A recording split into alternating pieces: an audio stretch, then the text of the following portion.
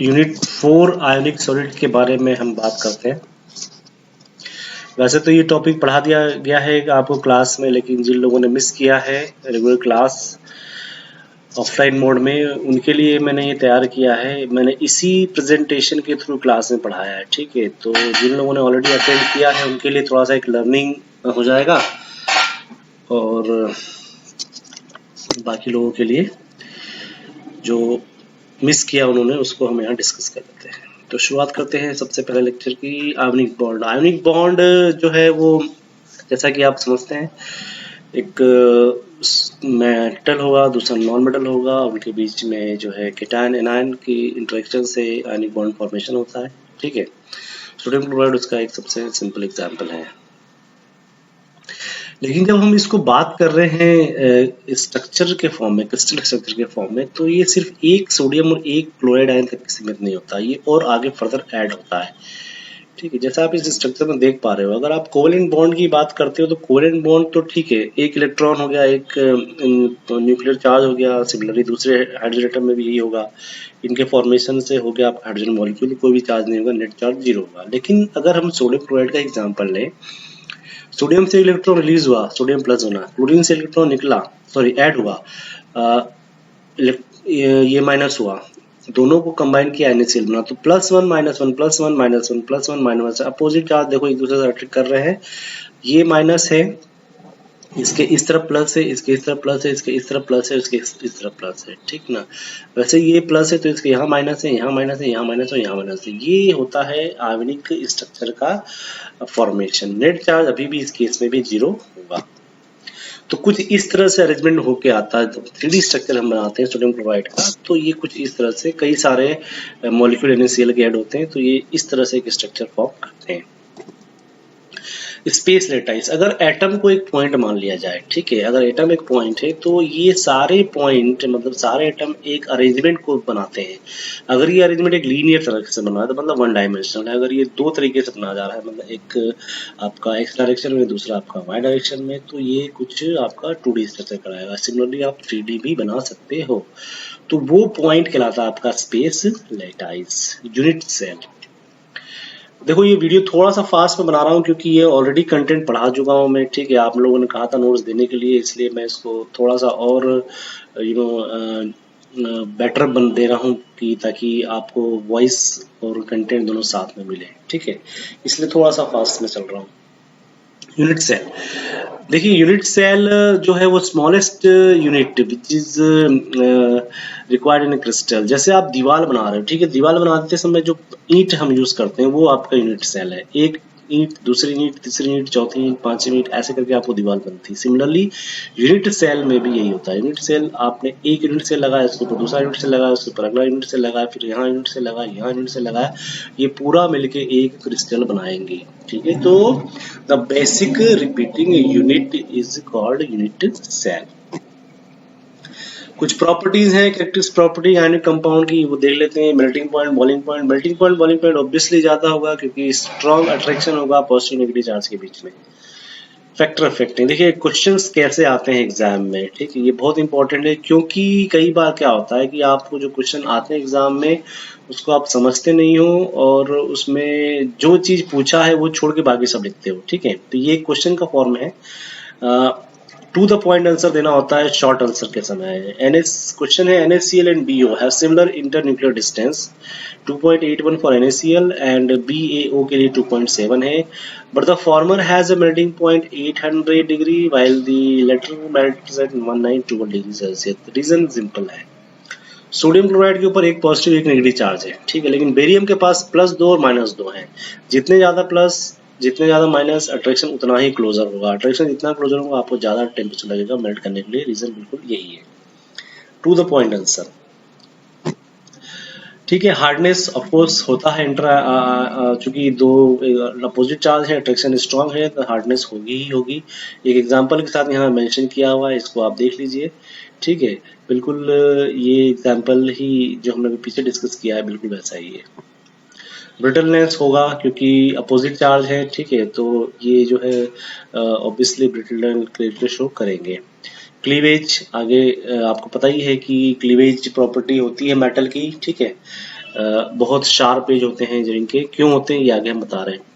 ये मैं अभी स्किप कर रहा हूँ क्योंकि आगे इसको डिटेल में हमको पढ़ना है, ठीक है। कंडक्टेंस सिर्फ मोल्टन स्टेट में या फिर लिक्विड फॉर्म में। Ionic solids are not a good conductor of electricity in its solid state, ठीक है। It's must be in molten state और इन लिक्विड फॉर्म, क्योंकि आयन तो चाहिए ना, आयन जब तक फ्री नहीं मिलेंगे तब तक इलेक्ट्रॉन कैसे जो है वो मूव करेंगे, ठीक है। क्वेश्चन एक और दिया हुआ है, AgF, AgCl, AgBr है similar structure, explain their trends in hardness, ठीक है। हार्डनेस का ट्रेंड बताना है। कैटायन तो सेम है, Ag कैटायन कॉमन है सभी में, लेकिन एनायन जरूर यहाँ डिफरेंस है। यहाँ फ्लोराइड है, यहाँ क्लोराइड आयन है, यहाँ ब्रोमाइड आयन है। टॉप टू बॉटम साइज बढ़ेगा, साइज बढ़ा बॉन्ड डिक्रीज करेगा, बॉन्ड डिक्रीज करेगा तो हार्डर जो है ये कम होता जाएगा, ठीक है। इसकी हार्डनेस डिक्रीज होती चली जाएगी, ठीक है। आगे कुछ और क्वेश्चन यहाँ दिए हुए हैं, मैं इसको स्किप कर रहा हूँ, आप बिल्कुल देख लीजिए, इसको स्नैपशॉट ले सकते हो आप, ठीक है। क्लिक कर लो इसको आप सॉल्व कर सकते हो। Reason is as similar as previous one. Lecture number 2, जैसा कि आपको पिक्चर से दिख रहा है, हम बात करने वाले हैं यहाँ पर एमोर्फियस और एक क्रिस्टलाइन नेचर की, ठीक है ना। शार्प एज बिल्कुल आ रहे हैं क्रिस्टलाइन के केस में और शार्प एज नहीं आएंगे एमोर्फियस के केस में। क्यों होते हैं ऐसा, चलिए देखते हैं। Crystalline as you can see बिल्कुल एक सिस्टमेटिक अरेंजमेंट है, पहली लेयर है, दूसरी लेयर थोड़ी अलग है, तीसरी लेयर फिर सेम है, चौथी लेयर बिल्कुल सेकंड के बाद सेकंड जैसी है। इस तरह से एक सिस्टमेटिक अरेंजमेंट होता है, तो इसे कहते हैं हम रेगुलर अरेंजमेंट। रेगुलर अरेंजमेंट होगा, क्रिस्टलाइन कहलाएगा, एक बिल्कुल शार्प एज मिलेगा इसको जब आप कट करोगे, ठीक है। सिमिलरली मेल्टिंग और बोल्डिंग पॉइंट भी शार्प ही आएंगे। दूसरी तरफ आप जब एमोर्फियस को देखोगे ना, तो एमोर्फियस में ऐसा कुछ भी नहीं है, बिल्कुल इरेगुलर टाइप अरेंजमेंट होगा, sharp melting point boiling point नहीं आएंगे और स्मूथ एज तो आना ही नहीं है। एक बहुत अच्छा एग्जांपल है क्वार्ट्ज का, देखो आप जो स्ट्रक्चर हम बनाते हैं केमिस्ट्री में, 2 डायमेंशनल 3 डायमेंशनल स्ट्रक्चर कुछ इस तरह से दिखाई देता है, लेकिन एक्चुअल उसका स्ट्रक्चर कुछ इस तरह से है, ठीक है। एमोर्फियस कुछ ऐसा दिखाई देगा और क्रिस्टलाइन कुछ इस तरह से दिखाई देगा, ठीक है। अब बात करते हैं हम यूनिट सेल की। यूनिट सेल जैसा मैंने आपको बताया कि जो बेसिक रिपीटिंग यूनिट होगी किसी भी क्रिस्टल को बनाने के लिए, ठीक है। 3D शेप है तो उसकी भी बात कर लेते हैं। तो यूनिट सेल कई प्रकार के होते हैं, that means there are 3 types of unit cell. Simple cubic SCC कहते हैं इसको, सिंपल क्यूबिक सेल, ठीक है। बॉडी सेंटर्ड और फेस सेंटर्ड, क्विकली हम बात करेंगे क्या क्या है ये। SCC simple cubic unit cell बहुत आसान है, एक क्यूब होता है, उस क्यूब के हर कॉर्नर पे एक एटम है, ठीक है। 1/8 इंटू 8 का मतलब क्या हुआ, 1/8 इंटू 8 का मतलब ये हुआ कि 1/8 of each corner shapes spares lies within the unit, ठीक है। तो ओवरऑल हमको एक ही एटम में मिलेगा, किसके अंदर, सिंपल क्यूबिक में। परसेंटेज ऑक्यूपेंसी होगी 52.4, कैसे आती है आगे डिस्कस करना है। बॉडी सेंटर्ड में क्या होगा, बिल्कुल क्यूब रहेगा लेकिन एक एटम उसकी बॉडी के सेंटर में रहेगा, तो 1/8 इंटू 8 तो आपको इस कॉर्नर से मिल गए और एक एटम और एक्स्ट्रा बढ़ गया, तो 1/8 इंटू 8 प्लस 1 हो जाएगा, 2 एटम मिलेंगे पर आयन या आयन। इस BCC में ऑक्यूपेंसी होगी 68%, क्योंकि यहाँ पे 8 के बाद एक एटम और मिला आपको।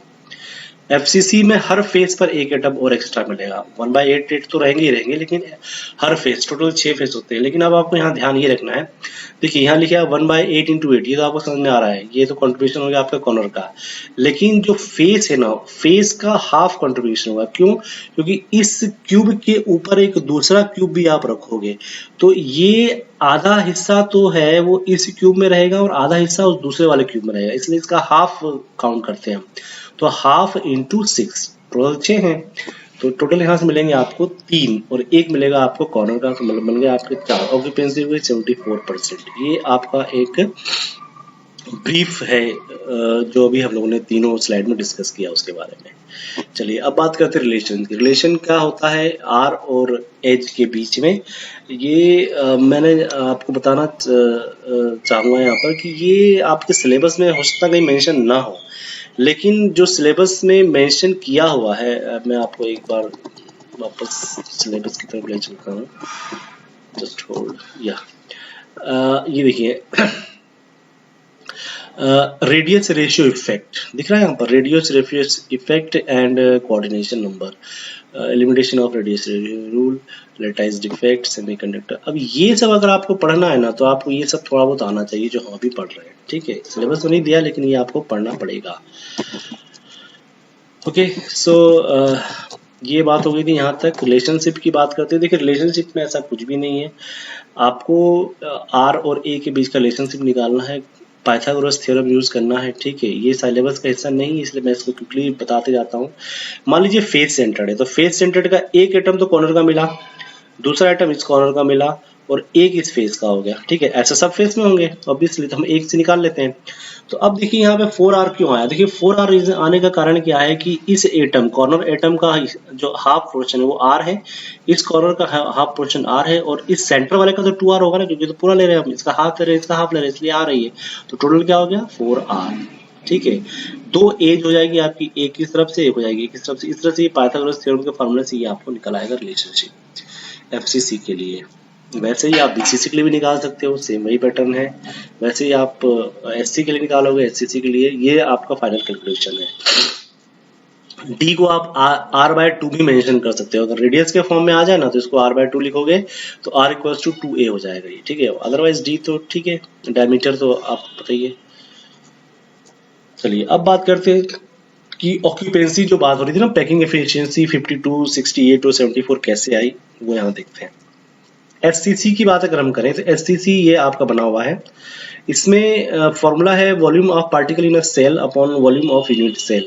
देखिए पार्टिकल हम आपको पता है एक ही होता है उसके अंदर तो, और बात हो रही है क्योंकि उस सर्कल की, तो इसलिए उसका फॉर्मूला था 4/3 πr³ और इंटू 1 होगा क्योंकि एक ही है एससीसी में। तो 2r उसका जो है वो वॉल्यूम है यूनिट सेल का, हमने ऑलरेडी क्लियर किया है पहले, ठीक है ना। तो ये 2r यहाँ से निकल रहा है, इसको सॉल्व करेंगे you will get the answer 52.3, लगभग 54%।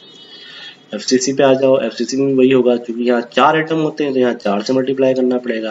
4 को मल्टीप्लाई किया 4/3 πr³ से, वॉल्यूम ऑफ यूनिट सेल यहाँ पे 2/√2 इंटू r है, ठीक है। वॉल्यूम यूनिट सेल आप यहाँ से निकाल सकते हैं, ये हमने यहाँ निकाला है। इसको अगर आप d को r/2 करोगे ना तो you will get the same thing जो हमने यहाँ मेंशन की है, ठीक है। अच्छा देखो आया था कैसे, ये ऐसे आया, ये पाइथागोरस थ्योरम लगाया है। ये साइड हो गया आपका 4r, तो यहाँ 4r लिख दिया, और ये साइड आपका a और a है तो ये हो जाएगा आपका a² से हो जाएगा 2a², ठीक है ना। तो यहाँ से आप रिलेशनशिप निकाल सकते हो। बीसीसी में भी सेम वैसी पैटर्न में निकलेगा, ठीक है। तो ये पैकिंग एफिशिएंसी हो गए। इस वीडियो को मैं भी यहीं खत्म कर रहा हूँ, अगले वीडियो में हम इसके आगे के स्लाइड्स को लेंगे, ठीक है। Thank you so much.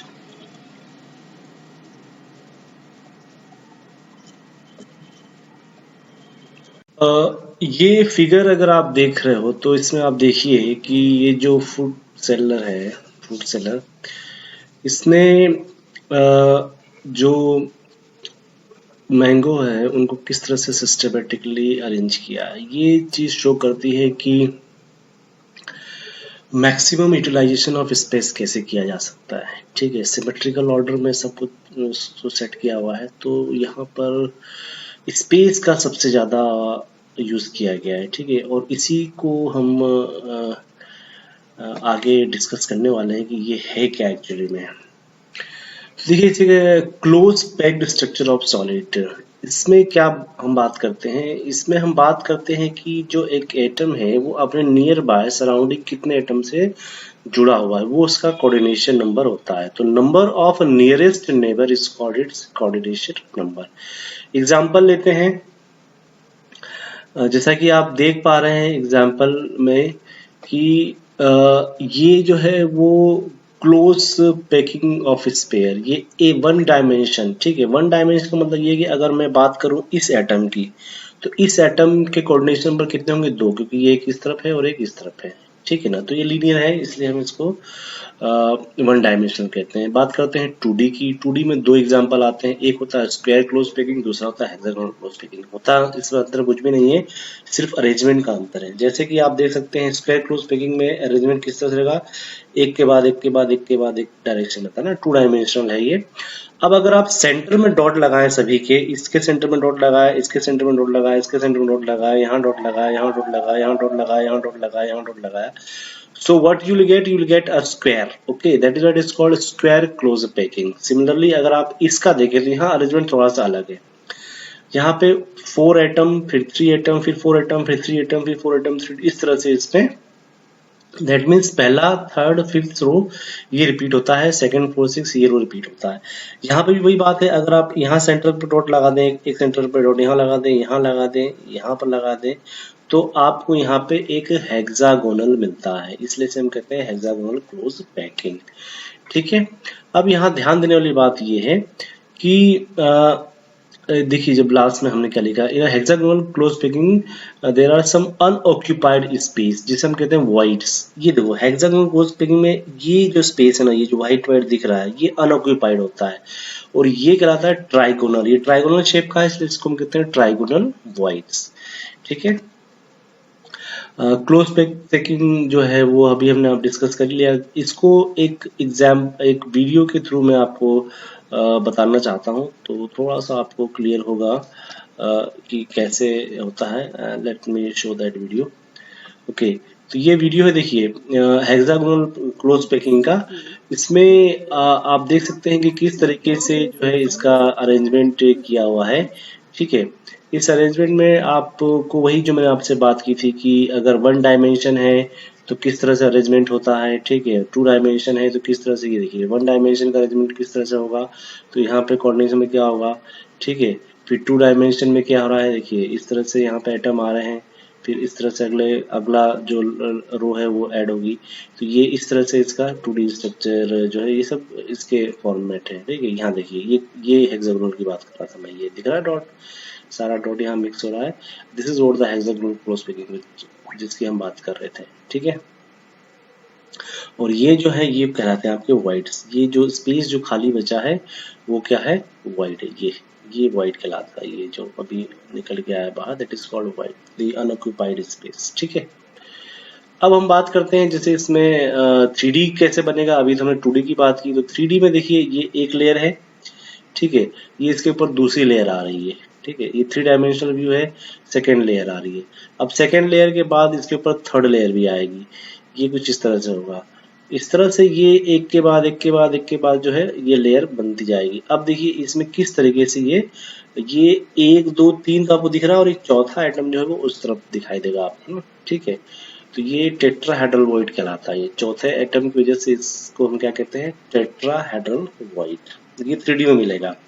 2D में आपको मिलेगा ट्राइगोनल वॉइड्स। ठीक है, और सिमिलरली यहाँ पे ऑक्टाहेड्रल वॉइड मिलेगा HCP का जब 3D करेंगे तो। ठीक है, HCP के 3D में हमको ऑक्टाहेड्रल वॉइड भी मिलेगा। ये इसका एग्जांपल है।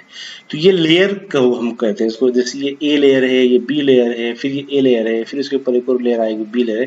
तो this is called HCP AB type. ठीक है, ये जो 3 डायमेंशनल पैकिंग है वो क्या है, AB टाइप। ऐसे ही पैकिंग और होती है जिसको हम कहते हैं ABC टाइप।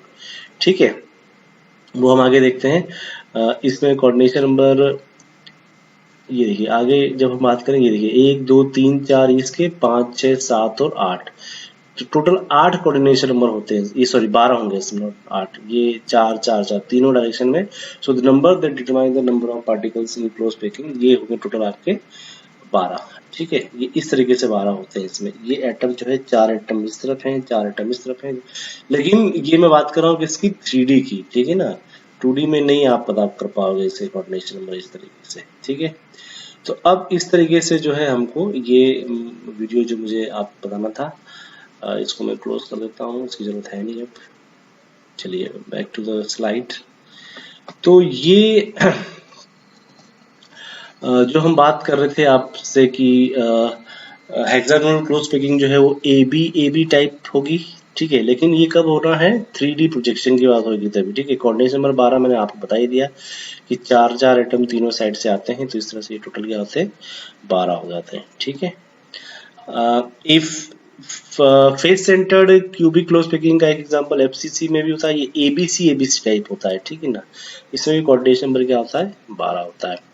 तो वॉइड्स के लिए आपको ध्यान रखना है, ट्राइगोनल वॉइड्स मिलेंगे आपको और टेट्राहेड्रल वॉइड्स भी मिलेंगे। ठीक है, तो ट्राइगोनल और square voids, not tetrahedral sorry, trigonal और स्क्वायर वॉइड्स मिलेंगे कब, जब आपका 2 डायमेंशनल स्ट्रक्चर होगा। ठीक है, और टेट्राहेड्रल मिलेगा आपको कब, जब 3 डायमेंशनल स्ट्रक्चर होगा। तो ये ट्राइगोनल का एग्जांपल है, ये टेट्राहेड्रल के लिए है, और ऑक्टाहेड्रल भी उसी कैसे मिलेगा। ठीक है, तो ये आपको बिल्कुल ध्यान रखना है।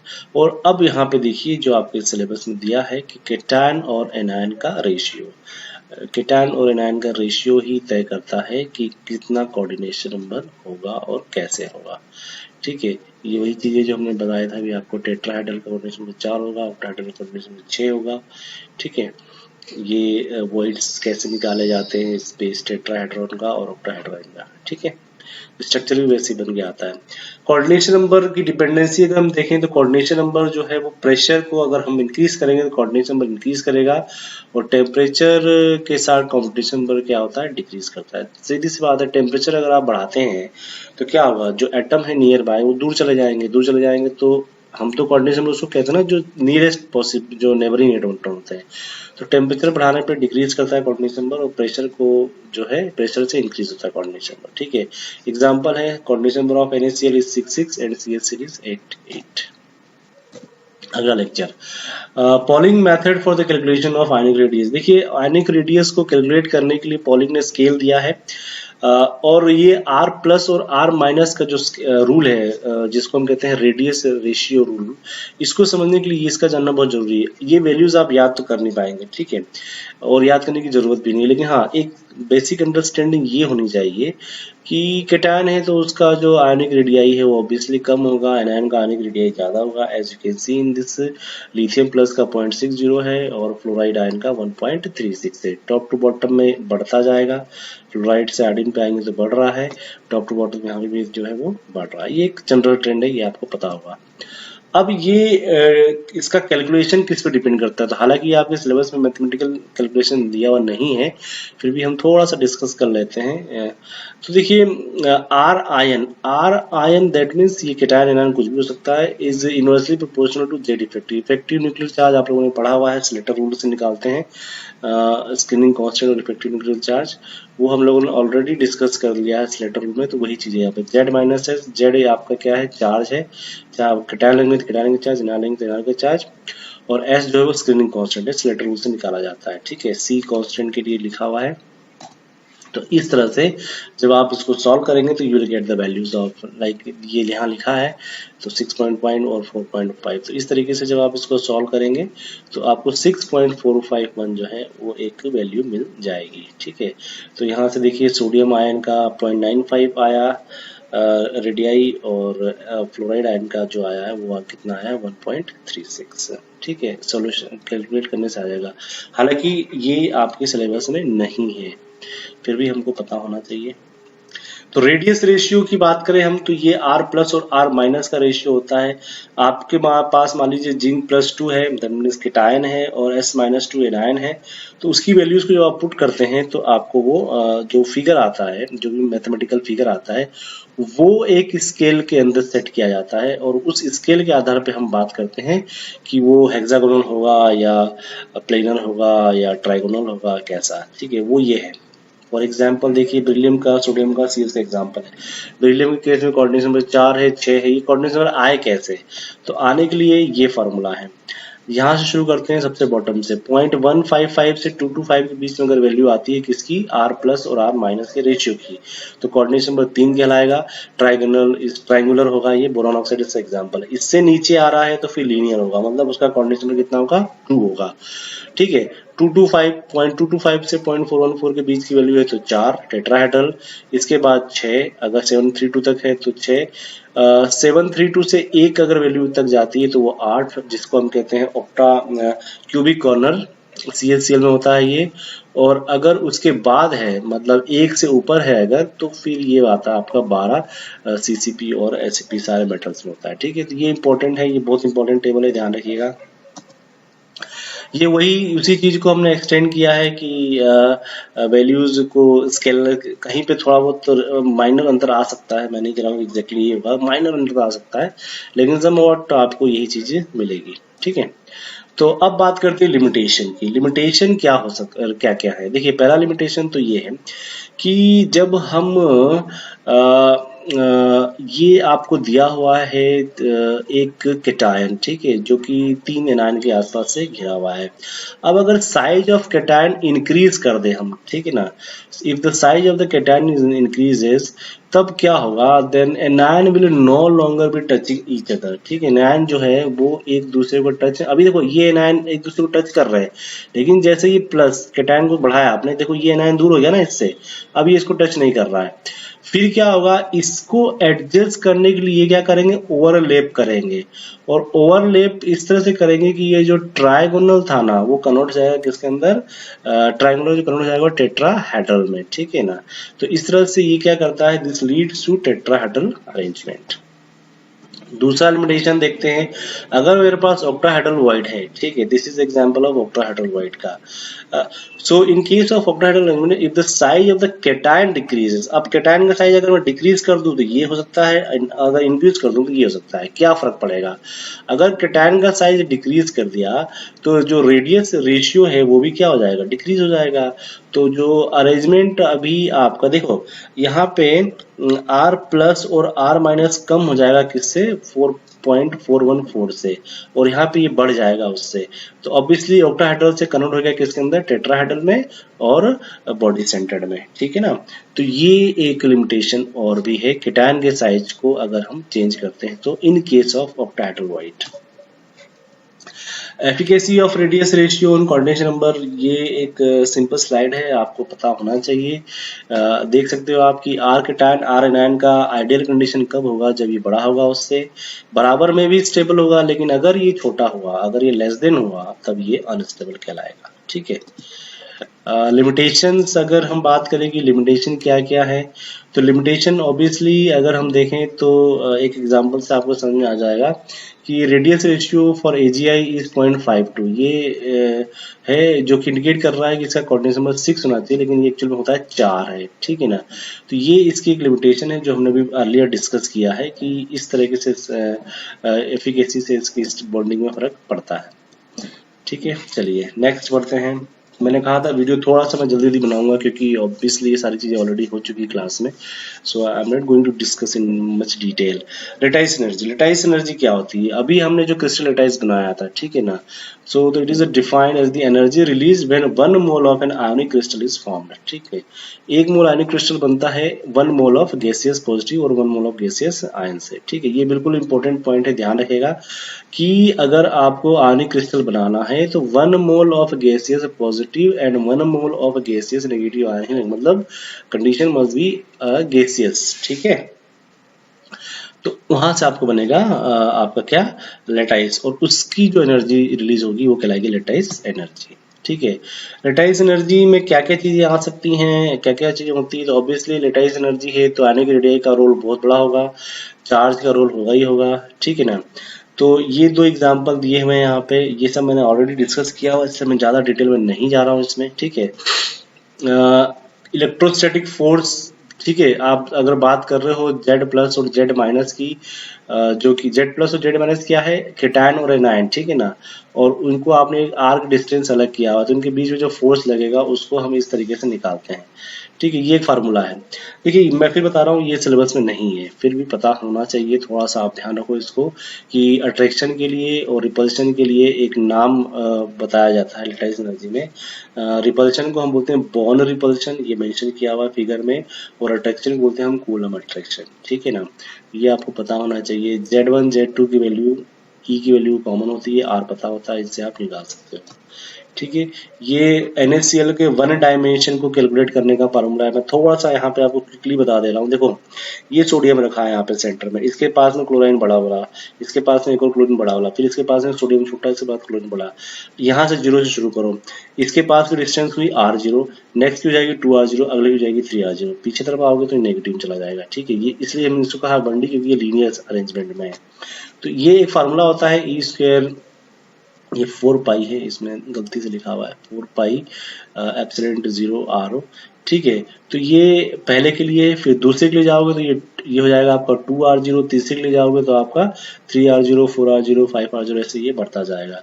फाइनली आपको ये इक्वेशन बन के आती है, ये यहाँ पे जो मैं बता रहा हूँ, e² 4πe0r0 2 log 2। ठीक है, तो ये जो 2 log 2 होता है ना, ये कहलाता है मेंडलन कांस्टेंट। ये कई बार एमसीक्यू में पूछा गया, what is Madelung constant value. So this is your Madelung constant 2 log 2। ठीक है। अट्रैक्टिव फोर्स जो मैं आपको बताया कि अट्रैक्टिव और रिपल्सिव फोर्स, तो जिसको हम कहते हैं अपोजिट चार्ज में जो अट्रैक्शन होगा, सिमिलरली उनके बीच में इलेक्ट्रॉन क्लाउड की वजह से रिपल्शन भी होगा। ठीक है। ये 3D के लिए अरेंजमेंट है जो आपने अभी 1D के लिए किया था। यहाँ पर ये 1D के लिए जो किया था, और वही चीज आप 3D के लिए भी कर सकते हो। ठीक है, मैं इसको थोड़ा सा जल्दी बता रहा हूँ। ठीक है, ये है नहीं आपके सिलेबस में, आप बस थोड़ा सा ऐसे ही ध्यान रखो इसको कि 3D में होता क्या है। तो ये वही चीज है, 6E 12E 8E। ठीक है ना, 6E 12E 8E में कंफ्यूजन नहीं होना है, क्योंकि सोडियम जो है 6 क्लोराइड आयन से जुड़ा हुआ है और 12 जो है सोडियम आयन उसके आसपास। ठीक है, तो इस तरीके से जो है ये यहाँ पे आपको पता चल जाएगा, ये वही चीज है। Okay, very very important topic for this unit, lattice energy. Lattice energy को हम बोर्न हैबर साइकिल से कैलकुलेट करते हैं। देखो, बोर्न हैबर साइकिल ने क्या कहा था, बोर्न हैबर साइकिल जैसे इसके नाम से पता चल रहा है कि एक साइक्लिक प्रोसेस है, दो पाथ फॉलो करने हैं। दो पाथ कैसे फॉलो करने हैं, अगर मान लो मुझे mx सॉलिड बनाना है, मुझे क्या बनाना है, mx सॉलिड। मेरे पास तरीका क्या है, मेटल सॉलिड फॉर्म में लिया, हेलोजन x2 जो है वो गैसेस फॉर्म में लिया, डेल HF यूज किया और mx बना लिया। ठीक है ना, बैलेंस करने के लिए मुझे हाफ से यहाँ मल्टीप्लाई करना पड़ेगा। पाथ 1 ये हो गया। लेकिन मेरे पास एक दूसरा तरीका भी है। तो दूसरा तरीका क्या है कि MH सॉलिड कन्वर्ट करूँ मैं M गैस में। ठीक है, सॉलिड से गैस में जो कन्वर्सन होता है उसको हम कहते हैं सब्लिमेशन। यहाँ आपको हीट देना पड़ेगा, इसलिए यहाँ पॉजिटिव चार्ज लगा है। यहाँ लिखा है S equal to sublimation energy to convert MS। MS मतलब मेटल जो सॉलिड फॉर्म में वो गैसेस फॉर्म में कन्वर्ट हो गया। ठीक है, यहाँ एनर्जी दे रहे हो आप, एंडोथर्मिक प्रोसेस है इसलिए पॉजिटिव लेंगे। वैसे ही X2 जो गैसियस है, ये मॉलिक्यूल है, इसको भी आपको एटम बदलना पड़ेगा। ठीक है, तो ये डिसोसिएट होगा। ठीक है, तो D is indication of dissociation, और ये X2 से क्या कन्वर्ट हो रहा है 2X में, तो ये हाफ D यहाँ पे इस्तेमाल होगा। ठीक है, और अगेन डिसोसिएट करने के लिए आपको एनर्जी लगेगी, इसलिए ये भी क्या हो गया, आपकी पॉजिटिव क्वांटिटी होगी। आपके पास आ गया Mg और यहाँ पे आ गया Xg। अब ये Xg जो है इसको आपको आयोनाइज करना पड़ेगा, तो X को X नेगेटिव में बदलना है, मतलब इलेक्ट्रॉन अफिनिटी आपको लेना पड़ेगी। तो ये इलेक्ट्रॉन अफिनिटी के लिए है। अब यहाँ पे आपको नेगेटिव है, क्योंकि यहाँ से आप इलेक्ट्रॉन क्या कर रहे हो, यहाँ से इलेक्ट्रॉन आप गेन कर रहे हो। ठीक है ना, तो यहाँ पे आपको इलेक्ट्रॉन अमाउंट ऑफ एनर्जी आप रिलीज करोगे, तो ये इसलिए क्या हो जाएगा, नेगेटिव। तो ये X कन्वर्ट हो जाएगा किसके अंदर, X नेगेटिव। मेटल जो है वो गैस है, मेटल गैस जो है कन्वर्ट हो जाएगा आपका मेटल पॉजिटिव चार्ज में। ठीक है, मेटल पॉजिटिव चार्ज में कैसे कन्वर्ट होगा, यहाँ पे आयोनाइजेशन एनर्जी से। तो यहाँ पर भी आपको प्लस आएगा, क्योंकि यहाँ पे भी आपको क्या करना पड़ेगा, हीट को रिलीज करना पड़ेगा, मतलब हीट देना पड़ेगा। अब देखिए आप, यहाँ पे आपके पास मेटल भी हो गया प्लस चार्ज, X हो गया माइनस चार्ज, दोनों गैसेस हैं, दोनों कंबाइन करेंगे, पाथ 2 को फॉलो करके MX बना लेंगे, और ये U0 है ना, ये आपका लेटाइस एनर्जी है। तो आपके पास पाथ A से डेल HF निकल जाएगा और पाथ B से आपकी ये सारी वैल्यूज निकल जाएगी। इन सबको जब आप एक प्लेटफॉर्म पे रखोगे ना, तो आपको जो है ये लेटाइस एनर्जी जो है E0 ये मिल जाएगा। कैसे मिलेगा, ये फार्मूला यहाँ बना हुआ आप देख सकते हो। देखो डेल HF क्या हो रहा है, फॉर्मेशन कैसे हो रहा है, S plus half D plus I plus E plus U0, इन सबको मिलाने पे जो है आपका डेल HF बन रहा है। ये सारी वैल्यू आपको दी होगी, आप U0 कैलकुलेट कर सकते हो। एक एग्जांपल देख लेते हैं, NaCl को अगर आप लेते हो सेम उसी पैटर्न पे, तो देखो वही चीजें, NF सॉलिड है, हाफ क्लोरीन है, NaCl सॉलिड बनना है, पहली स्टेज है, ये फर्स्ट पाथ है। दूसरा पाथ में आप देखो बिल्कुल सिंपल है, सब्लिमेशन कराओगे Nag बनेगा, आयोनाइजेशन करोगे Na प्लस बनेगा, डिसोसिएट करोगे क्लोरीन गैस बने, एटम बनेगा, उसको इलेक्ट्रॉन अफिनिटी से करोगे क्लोरीन माइनस बनेगा, कंबाइन करोगे आपको NaCl बन जाएगा, U आपको निकालना है। ठीक है, ये U आपको कैलकुलेट करना है। अब ध्यान रखने वाली सबसे बड़ी बात जो आपको ध्यान रखना है, कई बार स्टूडेंट यहाँ कंफ्यूज होते हैं, रिएक्शन मस्ट बी बैलेंस। यहाँ पे हाफ क्लोरीन से जब आपने बैलेंस किया है, तो आपको ये ध्यान रखना है कि डिसोसिएशन के समय भी आपको इसको वैसा ही यूज करना है। एक न्यूमेरिकल प्रॉब्लम देख लेते हैं। देखिए, एक प्रॉब्लम दी हुई है आपको, calculate the heat of formation of del HF for KF। ये सारी वैल्यूज आपको यहाँ पे दी हुई है। ये फार्मूला मुझे पता है, डेल एच एफ का ये फार्मूला होता है। मेरे पास एस दिया हुआ है, सब्लिमेशन एनर्जी मैंने पुट कर दिया 87.8। इसके बाद मेरे पास डिसोसिएशन की वैल्यू भी दी हुई है। अब ध्यान रखिए डिसोसिएशन में क्या हो रहा है, ये F2 बदल रहा है किसके अंदर, F में। F2 कन्वर्ट हो रहा है F में, तो F2 जब F में कन्वर्ट होगा तो इसका मतलब ये हुआ कि आपको वहाँ हाफ से मल्टीप्लाई करना पड़ेगा बैलेंस करने के लिए। इसकी वजह से यहाँ पे डी भी क्या हो जाएगा, आपका हाफ हो जाएगा। ये बहुत इंपॉर्टेंट पॉइंट है, ध्यान रखेंगे आप, ठीक है। आयनाइजेशन एनर्जी आई दी हुई है, इलेक्ट्रॉन एफिनिटी ई भी दिया हुआ है, यू भी दिया हुआ है। सारी वैल्यू पुट करो, यू विल गेट -560.8। ठीक है, बहुत आसान न्यूमेरिकल है, 6 नंबर का आ गया तो बिल्कुल समझिए कि आपके लिए ये एक लकी ड्रॉ है बिल्कुल, ठीक है। चलिए एक प्रॉब्लम और दी हुई है यहाँ पे, इसको थोड़ा सा हम देख लेते हैं। ये मैंने ऑलरेडी आप लोग कराया हुआ है। MgF2 दिया है, इस बार आपको MgF2 बनाना है, ठीक है। इन सारी वैल्यूज के साथ आपको क्या बनाना है, MgF2, ठीक है। इसका साइकिल बना लेना आप, ठीक है ना। MgF2 की साइकिल बनाओगे तो आपको समझ में आ जाएगा। देखो तो आपको सब्लिमेशन में आप क्लियर हो, लेकिन देखो F2 कन्वर्ट हो रहा है F में, F2 कन्वर्ट हो रहा है F के अंदर, ठीक है ना। तो यहाँ 2 से मल्टीप्लाई हुआ है, ये बात आपको ध्यान रखनी पड़ेगी, ठीक है ना। इसलिए यहाँ पे हमने यहाँ वैल्यू में 2 से मल्टीप्लाई किया है। क्यों किया है, क्योंकि ऑब्वियसली आपको मैग्नीशियम से बनाना है MgF2, बात समझ आ रही ना, मैग्नीशियम से बनाना है MgF2, ठीक है ना।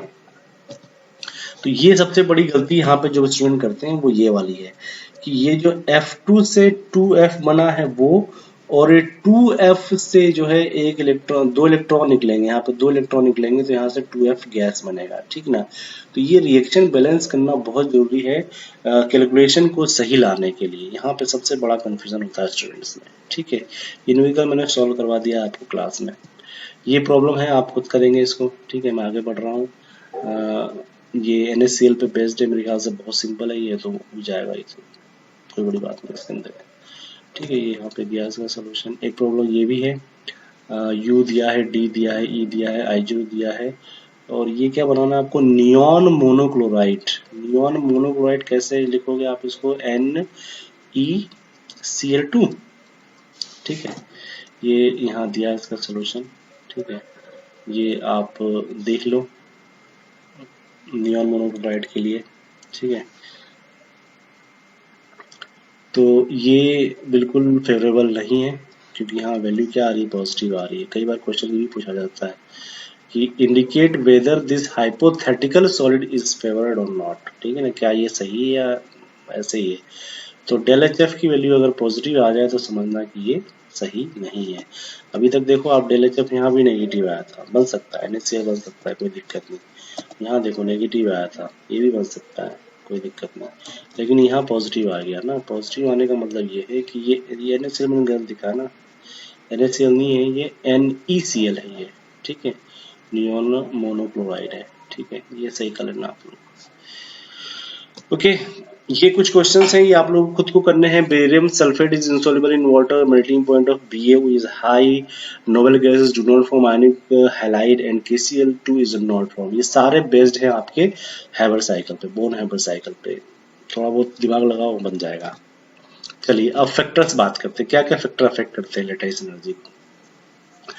देखो लेटाइस एनर्जी को जो फैक्टर अफेक्ट करते हैं, ऑब्वियसली बात चार्ज की होगी, क्योंकि यहाँ पे लेटाइस एनर्जी पूरा का पूरा आयंस पे डिपेंड करता है। तो as the size of ion decreases there is a compact packing of atom, ठीक है। जैसे जैसे छोटा होता जाएगा पैकिंग क्या हो जाएगी, बहुत क्लोज होती जाएगी।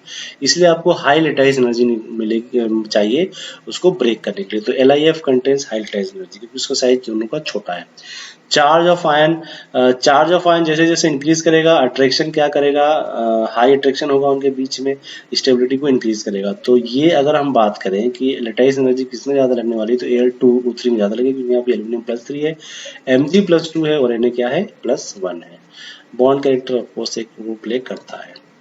चलिए लास्ट लेक्चर है, लेक्चर नंबर 5, ये भी हम लोग शुरू कर देते हैं अभी।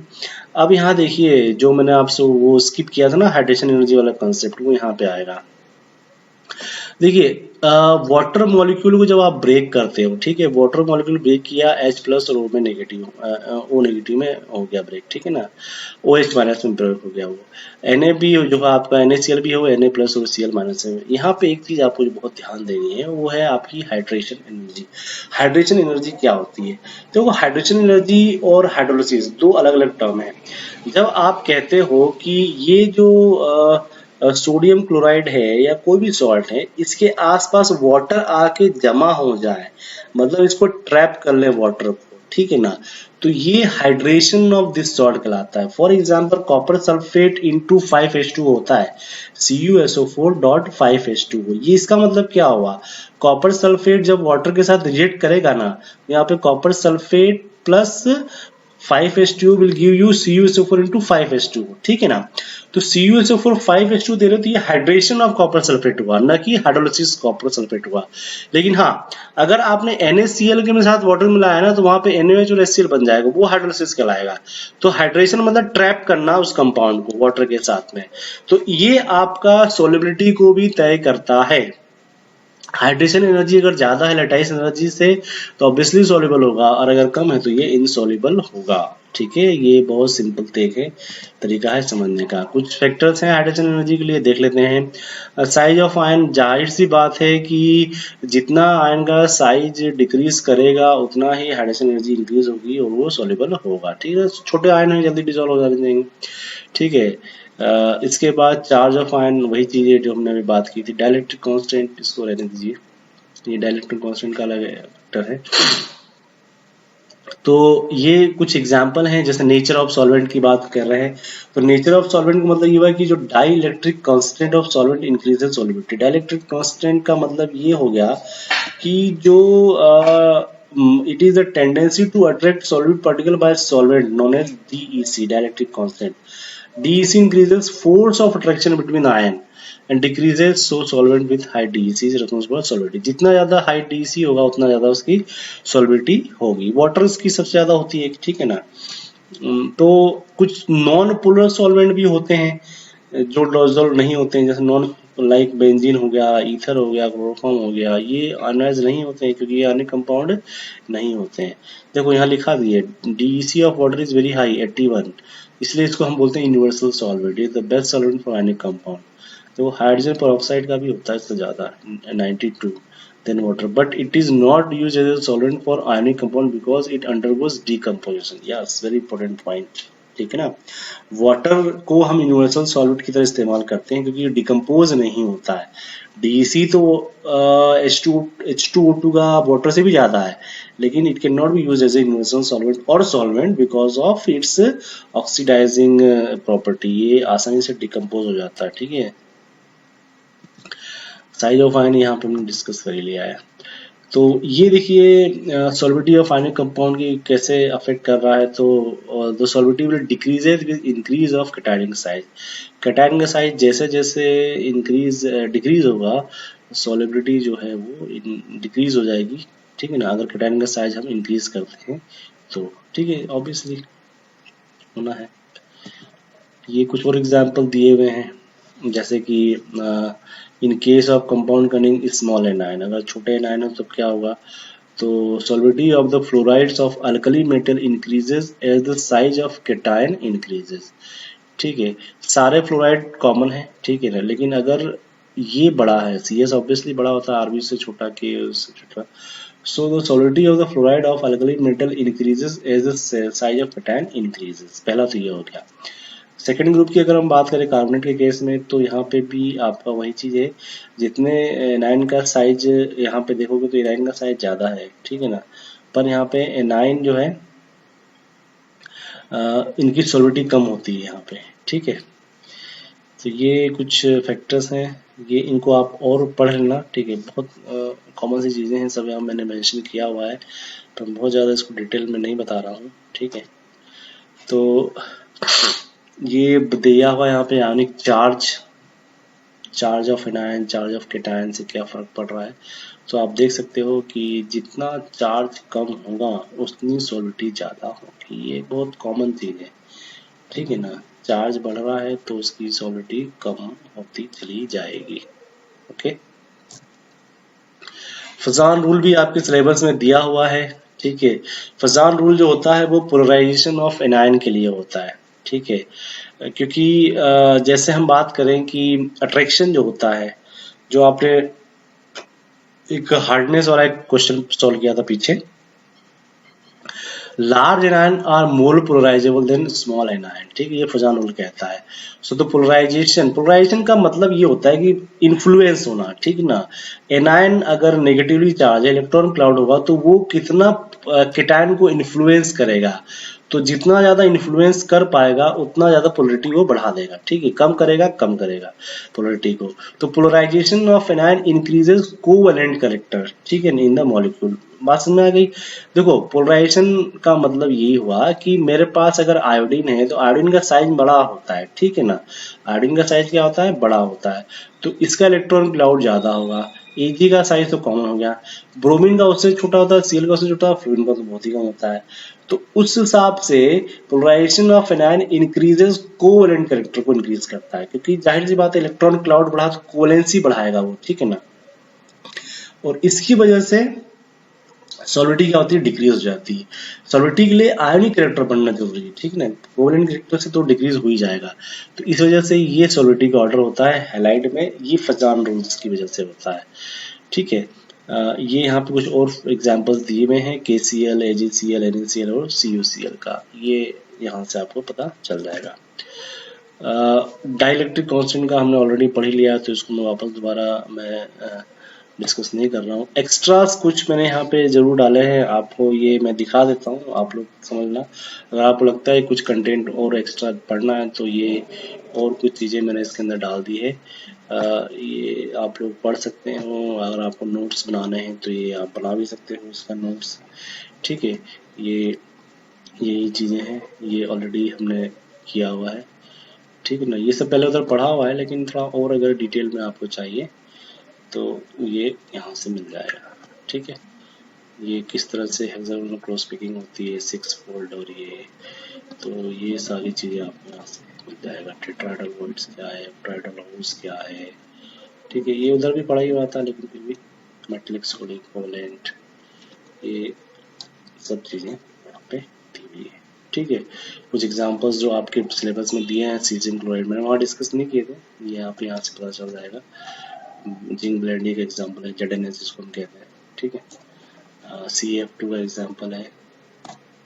रेडियस रिलेशन जो ऑलरेडी हमने पढ़ा है, कुछ ट्यूटोरियल भी है, आप देख सकते हैं, कुछ क्वेश्चंस हैं यहाँ पे सॉल्व करने के लिए। Okay, so thank you so much for this lecture.